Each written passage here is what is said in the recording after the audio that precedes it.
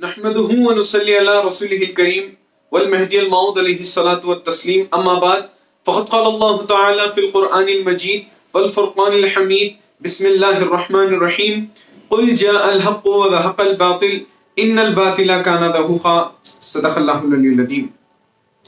السلام علیکم ورحمۃ اللہ وبرکاتہ.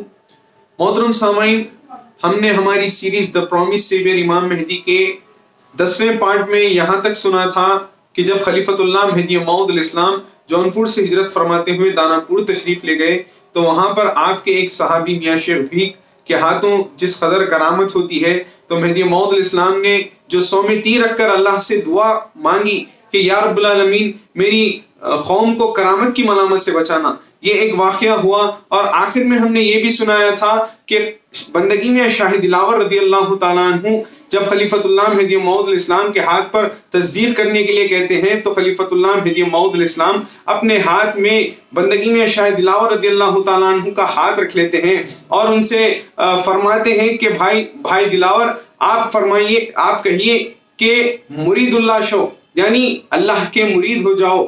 آگے فرماتے ہیں کہ مراد اللہ شو، اللہ کی مراد ہو جاؤ. محترم سامعین، جب خلیفۃ اللہ مہدی موعود علیہ السلام آپ کو یہ ورد کرا رہے تھے تو آپ پر ایک مستغرق حالت ہو جاتی ہے، آپ کی حالت، آپ جذبے میں ڈوب جاتے ہیں، آپ پر جذبہ طاری ہو جاتا ہے. تو محترم سامعین، جب بندگی میں شاہ دلاور رضی اللہ تعالیٰ عنہ مستغرق ہو گئے تو آپ کو اسی حالت میں وہیں پر خلیفۃ اللہ مہدی موعود علیہ السلام دانا پور میں چھوڑ کر آگے بڑھتے ہیں. روایتوں کے مطابق جب کبھی نماز کا وقت آتا تو آپ اٹھتے اور نماز ادا کر لیتے. آپ کی یہ کیفیت 16 سال تک مقرر رہی. بہرحال محترم سامعین، جب خلیفۃ اللہ مہدی موعود علیہ السلام دانا پور سے ہجرت فرماتے ہوئے کالپی تشریف لے گئے تو وہاں پر ایک اور معاملہ پیش آیا کہ خلیفۃ اللہ مہدی موعود علیہ السلام جب بیان قرآن کیا کرتے تھے تو آپ کے بیان قرآن کو سننے کے لیے لوگ جوخ در جوخ کثیر تعداد میں آنے لگے اور آپ کا پسخوردہ پینے کے لیے لوگ آیا کرتے تھے.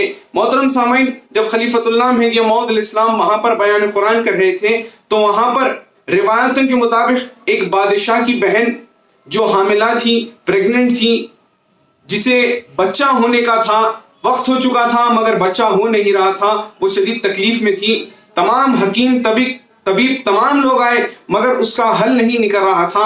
انہیں جب اس بات کا علم ہوا کہ یہاں پر ایک اللہ والی ہستی آئے ہیں، یعنی اللہ کو دیکھنے دکھانے والی ہستی آئے ہیں، تو وہ لوگ خلیفۃ اللہ مہدی موعود علیہ السلام کے پاس آتے ہیں اور ان سے التجا کرنے لگتے ہیں، سارا معاملہ سناتے ہیں کہ ہماری بہن شدید بیمار ہے، وقت ہو چکا ہے مگر لڑکا ہو نہیں رہا، آپ کچھ کریے. تو خلیفۃ اللہ مہدی موعود علیہ السلام اس وقت پان نوش فرما رہے تھے. آپ اپنا پان کا پسخوردہ دیتے ہیں اور کہتے ہیں کہ اپنی بہن کو یہ پان کھلا دینا. وہ لوگ جاتے ہیں اور اپنی بہن کو پان کا پسخوردہ کھلاتے ہیں.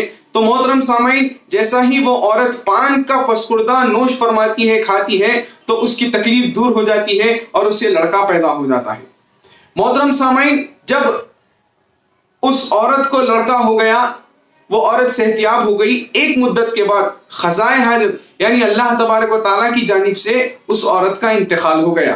چونکہ وہ عورت غیر مسلم تھی، غیر مذہب سے اپنا تعلق رکھنے والی تھی، تو اس عورت کو اس مذہب کے مطابق جلانے کے لیے شمشان لے جایا گیا.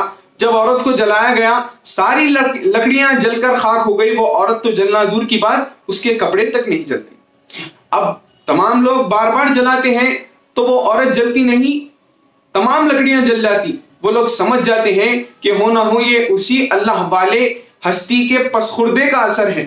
تو وہ عورت کو یہاں لایا جاتا ہے اور اس عورت کو ہماری طریقے سے زمین میں دفنایا جاتا ہے. اب محترم سامعین، یہاں پر ہمیں قدم قدم پر ثبوت مہدی موعود علیہ السلام مل رہا ہے. اب یہاں پر آپ دیکھیے کہ جب وہ عورت نے تو خلیفۃ اللہ مہدی موعود علیہ السلام کے پان کا پسخوردہ کھایا تھا تو اسے دنیا کی آگ نہیں جلا سکی. ہم تو خلیفۃ اللہ مہدی موعود علیہ السلام کے صدقہ خوار ہیں، آپ کے غلاموں کی غلام ہیں. بھلا بتائیے ہمیں دوزخ کی آگ کیسے جلا سکتی ہے؟ مگر عمل ویسا ہونا چاہیے. ہمیں تعلیمات امامنا مہدی موعود علیہ السلام پر عمل پیرا ہونے کی ضرورت ہے.